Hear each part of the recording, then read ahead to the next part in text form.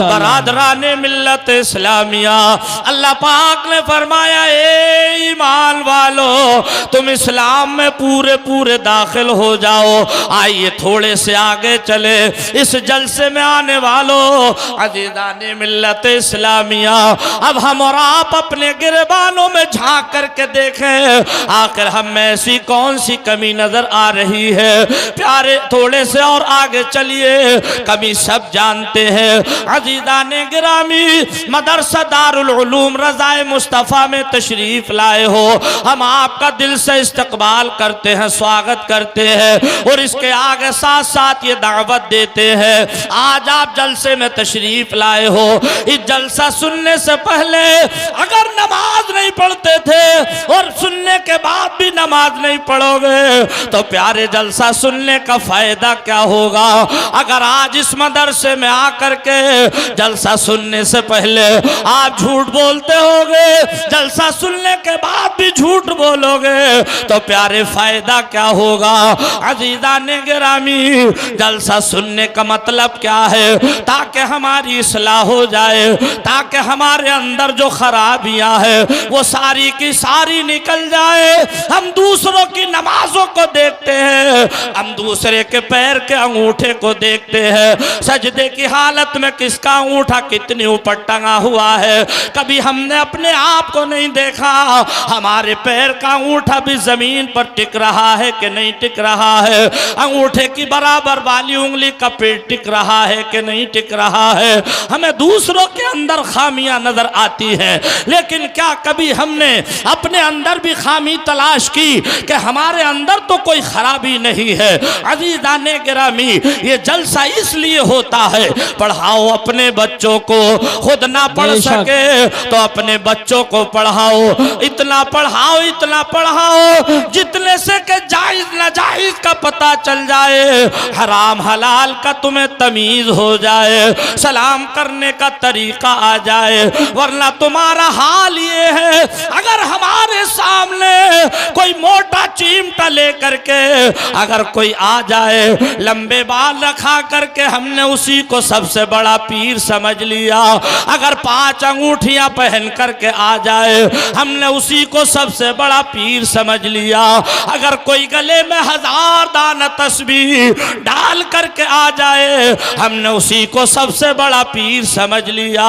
प्यारे अंदर देखा नहीं क्या इसके अंदर कोई खराबी तो नहीं है। देखोगे तो तब जब तुम्हें उसकी शनाख्त करने की फिक्र होगी। लिहाजा अपने बच्चों को पढ़ाओ, दीनी तालीम सिखाओ। मैं हिंदी का मुखालिफ नहीं हूँ, इंग्लिश का मुखालिफ नहीं हूँ, हिंदी पढ़ाओ, इंग्लिश पढ़ाओ, इतना पढ़ाओ ताकि हमारे बच्चे डॉक्टर भी बने, हमारे बच्चे मास्टर भी बने, हमारे बच्चे इंजीनियर भी बने।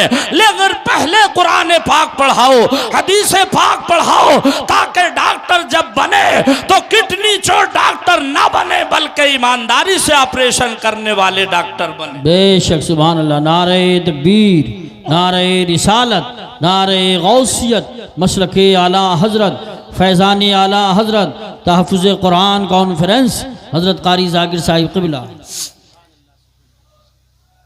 कुरान पाक का इल्म होगा, किसी का गुर्दा चोरी नहीं होगा, अगर ऑपरेशन होगा तो हमारा आदमी डॉक्टर होगा और वो ऑपरेशन करेगा। तो बहुत अच्छी बात कही, बहुत काम की बात, क्या कहना। आदमी ने समझा नहीं, बहुत अच्छी बात। कौम मुस्लिम का हाल ये हो गया, नुमाइश इस कदर। रमजान शरीफ का महीना आ रहा है, 5 रोजादारों को अगर इफ्तार कराएगा तो पहले 15 मिनट उसकी वीडियो बनाएगा दस्तरखान सजा करके, सही बात है, उसे सोशल मीडिया पर डालेगा ताकि जमाना समझ ले इन्होंने रोजादारों पर बड़ा खर्च किया। अहले इल्म की तवज्जो, कितने बड़े मालदार हो आप, कितने बड़े पैसे वाले हो, कितनी जमीन जायदाद है, इस्लाम की तारीख पढ़ो, पता चलेगा। अमीरुल मोमिनीन हजरत उमर फारूक आजम रजी अल्लाह ताला अन्हु 22 लाख मुरब्बा मील का मालिक है। बेशक सुभान। हैबत का आलम यह है जिस रास्ते से गुजरते हैं अगर शैतान को पता चल जाता इधर से उमर का गुजर हो रहा है अपना रास्ता बदल दिया करता था। बेशक बेशक। आज आपसे कोई डरता है? कोई रास्ता बदलता है? दुश्मन भी होगा तो सामने आकर के खड़ा हो जाता है।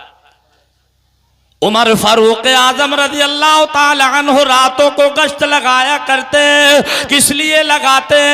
कोई मुसीबत ज़दा तो नहीं, कोई परेशान हाल तो नहीं, मैं किसी की मदद कर सकूं, अजीज़ाने गिरामी किसी को सहारा लगा सकूं। नारे तकबीर, नारे रिसालत, नारे गौसियत, मसलके आला हज़रत हज़रत अल्लामा दानिशुल क़ादी साहिब क़िबला, उलमाए अहले सुन्नत, उलमाए अहले सुन्नत तहफ़्फ़ुज़ कुरान कॉन्फ्रेंस हज़रत अल्लामा दानिशुल क़ादी साहिब क़िबला, उलमाए अहले सुन्नत।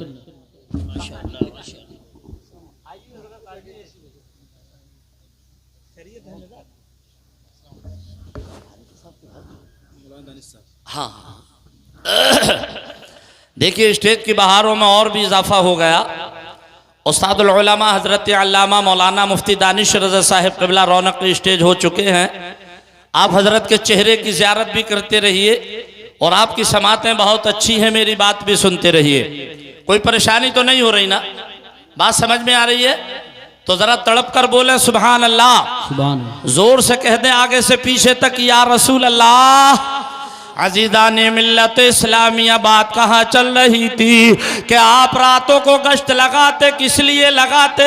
कोई परेशान हाल तो नहीं, किसी को कोई दिक्कत और परेशानी तो नहीं। अजीज़ाने मिल्लत इस्लामिया, क्या कभी हमने ऐसा किया? क्या कभी हमने ये किसी को बताया? प्यारे जहाँ नमाज पढ़ना फर्ज है वहाँ पर किसी नबीना का हाथ पकड़ करके उसको उसकी मंजिल तक पहुँचा देना, ये भी तो सदका जारिया है।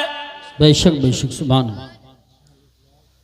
मस्जिद में वुजू करने के लिए, नमाज पढ़ने के लिए जाएं, वुजू बनाए तो कमजोर पीछे खड़े नजर आते हैं, जवान पहले लोटे भर के वुजू करते नजर आते हैं। लेकिन हमारा इस्लाम क्या सिखाता है, हमारा मजहब क्या सिखाता है? पढ़ो तो सही किताबों में इस्लाम को। हमारा इस्लाम सिखाता क्या है? तो बात आगे लेकर चले। उमर फारूक आजम रात को गश्त लगा रहे थे।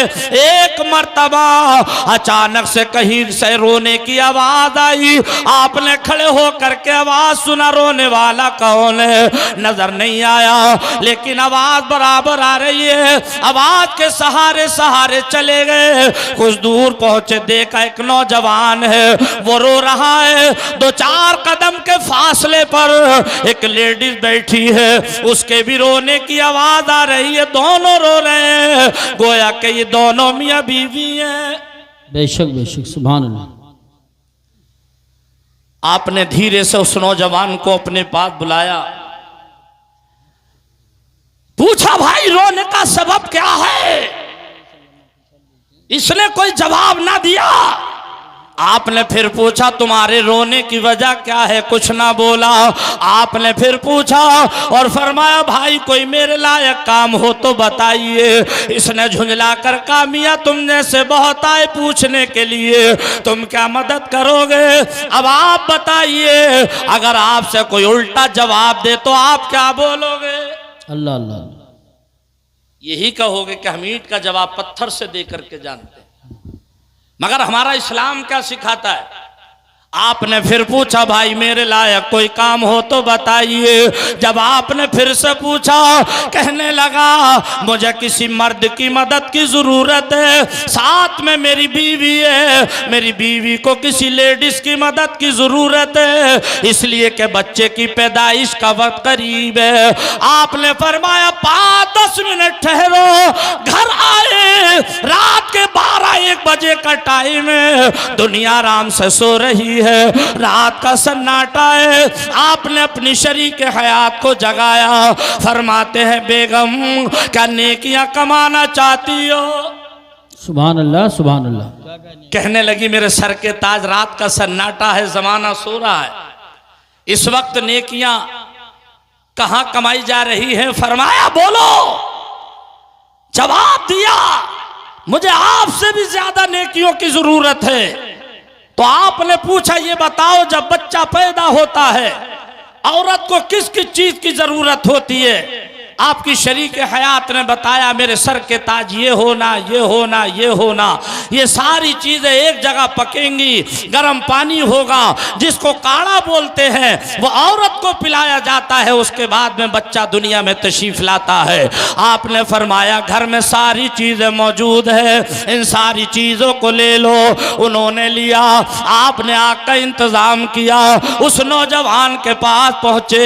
आप नौजवान के पास अपनी बीवी को उस नौजवान की बीवी के पास पहुंचाया, सारी तैयारियां शुरू कर दी है, पानी गर्म किया, उसकी बीवी को पिलाया। 5 मिनट के बाद अल्लाह के करम से बच्चा दुनिया में तशरीफ ले आया, बच्चा पैदा हो गया। 5-10 मिनट का टाइम लेकर के आपने इजाजत चाहिए, नौजवान बोला इजाजत है। 10 कदम चले थे, तारीख गवाह है। नौजवान ने पूछा है मेरी मदद करने वाले आप जा रहे हो, मगर ये तो बता दो आपका नाम क्या है, आपका काम क्या है, आपका एड्रेस क्या है? फरमाया मत पूछो। कहने लगा जब तक पूछ ना लूंगा दिल को करार नहीं आएगा। अजीज़ाने मिल्लत इस्लामिया, अगर आजकल हम और आपका मामला होता फौरन नाम पेश कर देते, मेरा नाम ये है, मुझे प्रधान कहते हैं या मुझे चौधरी कहते हैं या मुझे फला साहब कहते हैं। उमर फारूक आजम से उसने पूछा हुजूर आपका नाम क्या है? आपने फरमाया ये बताओ तुम्हें किसकी तलाश थी? सुभान अल्लाह, सुभान अल्लाह। तुम्हें किसकी तलाश थी? पहले ये पूछा किसकी तलाश थी? कहने लगा मुझे हजरत उमर की तलाश थी। जरा जोर से बोलो। अरे यार अब भी नहीं बोलोगे तो कब बोलोगे? आप इतने हमतनगोश हो चुके हैं कि बोलना भी भूल गए आप लोग, है ना? जी माशाल्लाह, बहुत अच्छा सुन रहे हैं, माशाल्लाह, बहुत कामयाब सुन रहे हैं आप लोग। इतना अच्छा मैं बोल नहीं पा रहा हूँ जितना अच्छा आप सुन रहे हैं। बात कहाँ से लेकर के चला था मैं, आइए इसको पूरा करें और फिर वहीं पर चलें। बात मदरसे से चली थी, मदरसे में बच्चों को पढ़ाओ।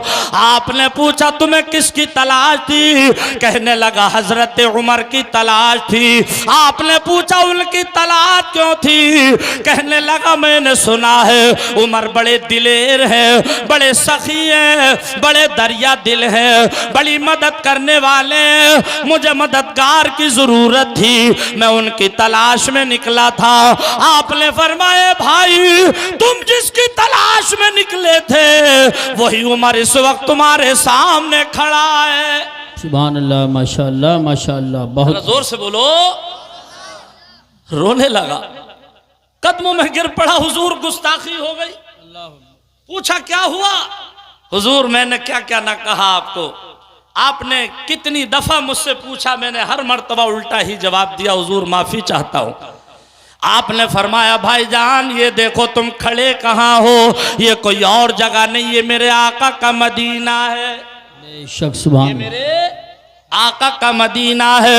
यहाँ दिल तोड़े नहीं जाते बल्कि दिल जोड़े जाते हैं। अरे हालात बदल जाते हैं जब आका का इशारा होता है। सुभान अल्लाह, माशाअल्लाह। बोलो हालात बदल जाते हैं जब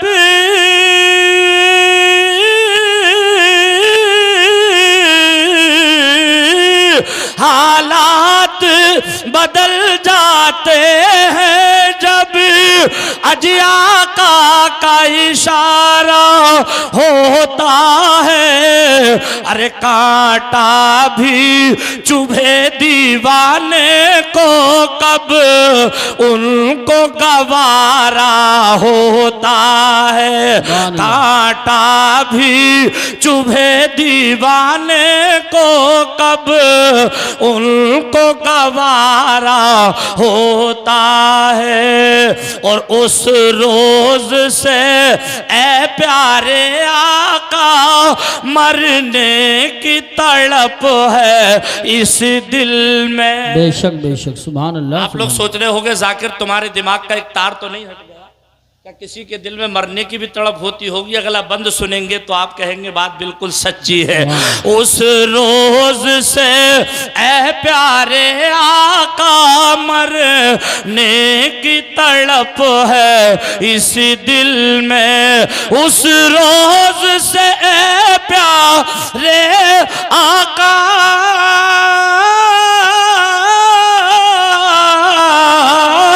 उस रोज से ऐ प्यारे आका आज मरने की तड़प है इस दिल में। कब से?